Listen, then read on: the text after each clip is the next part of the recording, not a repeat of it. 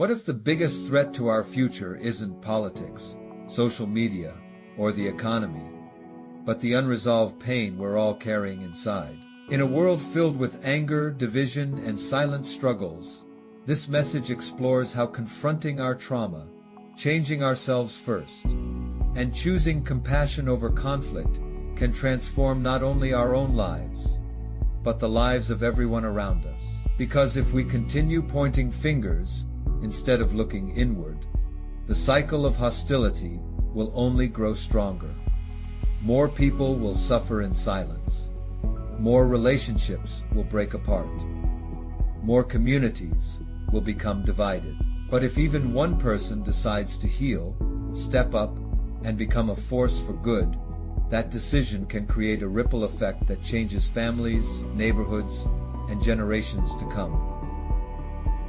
We're surrounded everywhere by incredibly intelligent people. What I want to talk about is that there's so much hostility that exists in the world. There's so much anger that exists in the world. And how do we address it? Everybody's angry. Some people are angry. They get angry at their fathers, and spouses are angry at each other. Democrats are angry at Republicans. Everybody's angry. What are we angry about?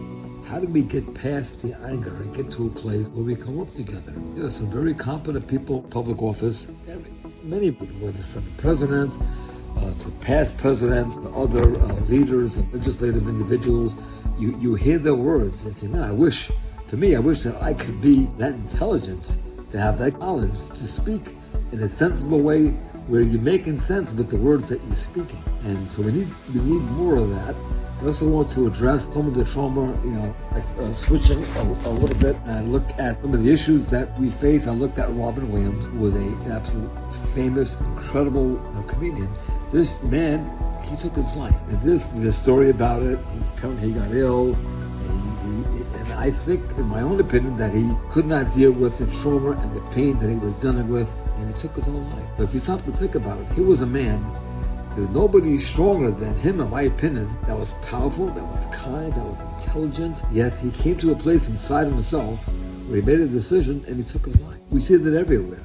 How do we deal with that? How do we deal with that within ourselves? How do we deal with that with people who are around us? There's so much trauma in our own neighborhoods. People are locked in their apartments. People are not living their lives. Many are, but many are not. So how can those of us who are moving, who are being creative, be more conscious and conscientious to do what? To reach out in a meaningful way. How can the President of the United States, how can each of us look in the mirror and say, listen, how can I do better? How can I change? Think that every one of us has the ability to, on a dime, to change what's going on. Whether we take the step to do that. And you look at incredibly competent Democrats, Republicans, killing each other. You have many who are able to communicate to get together and have meaningful conversations, and we need more of that. But this bomb throwing at each other has got to stop. It's only going to stop if we take a breath, look at ourselves, what lives do we want to have? How can we improve the quality of what's around us? How can the president of our country look at himself? How can each of us look at ourselves and say, listen, the world's it's falling apart. Our country is falling apart. And you don't want to think that it's too late. But there are some people that are beginning to think that it's too late, that beyond change. But I don't agree with that. I don't think anything is beyond change if we recognize it, deal with it, and take steps to say, hey, listen, stop the nonsense. When I was in therapy many years ago, one of the best pieces of advice I got from my psychiatrist, she said to me, don't throw darts at each other. Don't throw darts at each other. And that's what we see every day. People throwing darts. And I see, I'm very impressed with Mr. Scaramucci. Blows my mind with the good thoughts that are coming out of his mind. He was the right-hand man of the president. He got thrown out. He overcame that tremendous trauma. He could have been buried by that.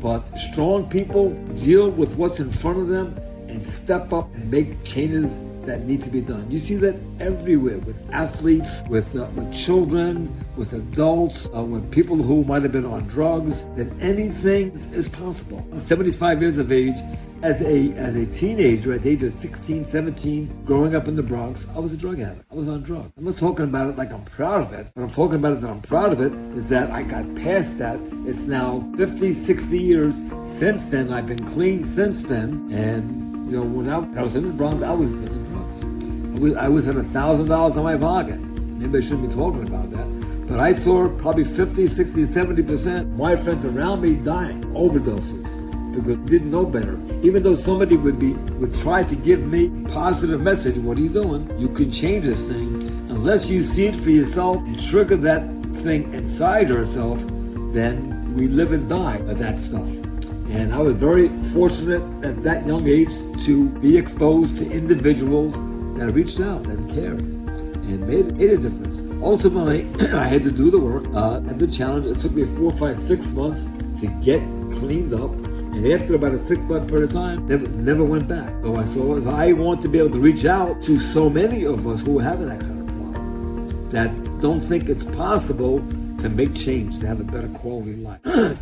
So no matter what, where we are, whether we're broke, we don't have money, we're fighting with our wives, you can change your situation. Anybody can change the situation. You just have to want to help. And not easy if you're overweight, or you have a drug problem, or you can't get a job, or you're living in the street. With a change of attitude, anything is possible. People in politics can talk to each other. You see very competent people on both sides. Listen, and I'm not Democrat, I'm not Republican, for people that make a difference.